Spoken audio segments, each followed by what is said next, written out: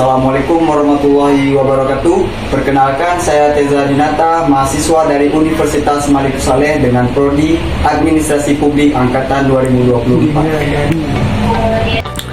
Halo semuanya, salam sejahtera untuk kita semua. Di era digital seperti sekarang ini, teknologi sudah menjadi bagian yang tidak terpisahkan dari kehidupan manusia, termasuk dalam urusan pemerintahan.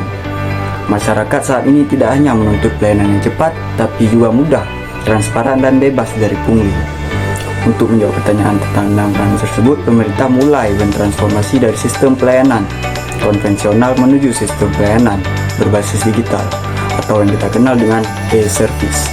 Pada video kali ini saya akan membahas secara lengkap tentang e-service dalam pelayanan publik. Kita akan memahami apa itu e-service, mengapa penting, bagaimana penerapannya, manfaatnya, dan juga tantangan yang dihadapi dalam memproses implementasinya. Pertama, mari kita pahami dulu apa itu e-service. E-service atau dalam bahasa Indonesia disebut sebagai layanan elektronik adalah sebuah sistem pelayanan publik yang disediakan oleh pemerintahan atau lembaga tertentu melalui teknologi informasi dan komunikasi, khususnya internet. Dengan e-service, masyarakat tidak perlu lagi datang langsung ke kantor pelayanan hanya untuk mengurus dokumen atau mengajukan permohonan. Semua proses pelayanan bisa dilakukan secara online melalui komputer, laptop, bahkan hanya dengan smartphone.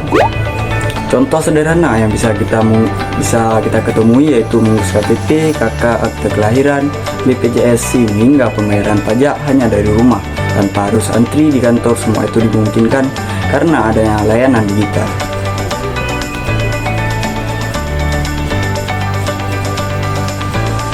E-service tidak begitu saja, itu merupakan respon terhadap masalah klasik dalam pelayanan publik seperti lambatnya proses administrasi, tumpukan berkas manual, praktik, pungutan liar, dan keterbatasan waktu pelayanan. Masyarakat mulai menuntut adanya sistem yang lebih cepat, efisien, transparan, dan akuntabel. Maka dari itu, pemerintah mulai mengembangkan sistem pelayanan publik berbasis elektronik sebagai bagian dari reformasi birokrasi. Di samping itu, dunia juga sedang bergerak menuju digitalisasi di berbagai sektor. Jika pelayanan publik tidak ikut berkembang, maka akan semakin tertinggal dan tidak relevan dengan kebutuhan masyarakat modern. Adapun juga tujuan dari e-service ini diterapkannya adalah yaitu 1. Memberikan kemudahan akses layanan publik kepada masyarakat kapan saja dan di mana saja. Dan yang kedua yaitu meningkatkan efisiensi waktu dan biaya baik bagi pengguna layanan maupun pihak penyedia. Dan yang ketiga, mengurangi praktik korupsi dan pungli dengan meminimalkan kontak langsung antara petugas dan masyarakat. Dan yang keempat, mewujudkan transparansi dan akuntabilitas karena semua proses terekam dalam sistem digital. Yang kelima, mendorong partisipasi masyarakat dalam proses pelayanan yang lebih terbuka. Contoh penerapan e-service yang kita ketahui di Indonesia yaitu Indonesia sebenarnya sudah mulai banyak menerapkan e-service di berbagai bidang. Beberapa contoh yang mungkin sudah familiar bagi kita yaitu ada Dukcapil Online. Melalui layanan ini masyarakat bisa mengurus dokumen kependudukan seperti KTP, KK, akta kelahiran secara online. Mobile JKN dari BPJS Kesehatan ini memudahkan peserta BPJS untuk cek kepesertaan ubah Faskes, antrian online, dan konsultasi kesehatan secara daring.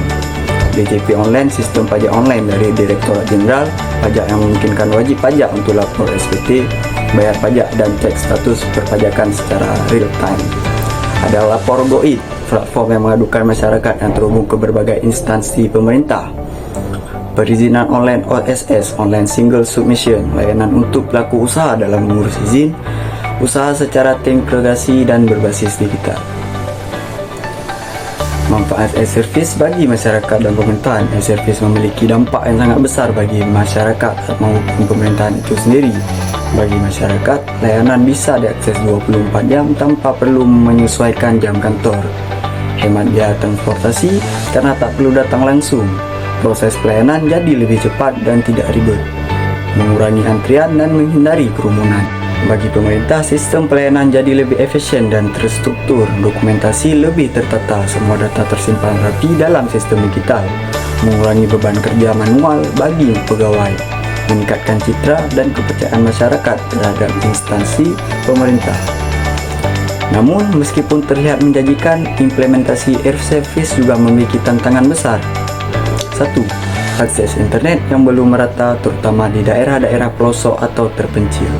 Dan yang kedua, kurangnya literasi digital masyarakat, terutama bagi lansia atau masyarakat yang belum terbiasa menggunakan teknologi. Dan yang ketiga yaitu sumber daya manusia, aparatur pemerintah yang belum siap. Tidak semua pegawai mampu mengoperasikan sistem digital dengan baik. Dan yang keempat, masalah keamanan data karena sistem digital rentan terhadap peretasan jika tidak dijaga dengan ketat. Yang kelima, kurangnya integrasi antar instansi di mana satu sistem tidak bisa terhubung dengan sistem dari instansi lainnya. Semua tantangan ini perlu menjadi perhatian pemerintah agar e-service bisa benar-benar memberikan manfaat maksimal bagi seluruh rakyat Indonesia. Dapat kita simpulkan bahwa e-service adalah solusi penting dalam transformasi pelayanan publik di era digital. Dengan e-service, masyarakat mendapat kemudahan, kenyamanan, dan transparansi dalam pelayanan, sementara pemerintah bisa lebih efisien dan akuntabel dalam memberikan layanan kepada warganya. Namun, kita juga tidak boleh menutup mata terhadap tantangan yang ada. Perlu kerjasama dari semua pihak, mulai dari pemerintah, instansi terkait, hingga masyarakat untuk terus belajar dan beradaptasi dengan teknologi yang ada.